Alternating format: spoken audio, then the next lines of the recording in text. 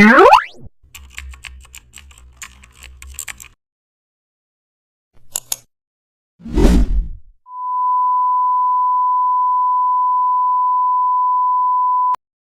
back to the channel. Don't forget to like, share and subscribe for more updates. Begin with the custom shape tool to design a solid geometric banner. Choose a blocky rectangular shape.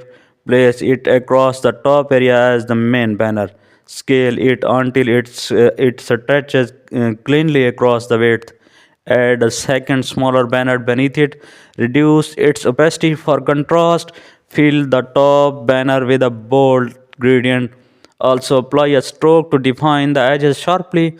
Align both banners perfectly. Now add a faint shadow beneath the main banner. Adjust blending modes for integrations. Tone spacing between the blocks. Add highlights to improve banner depth.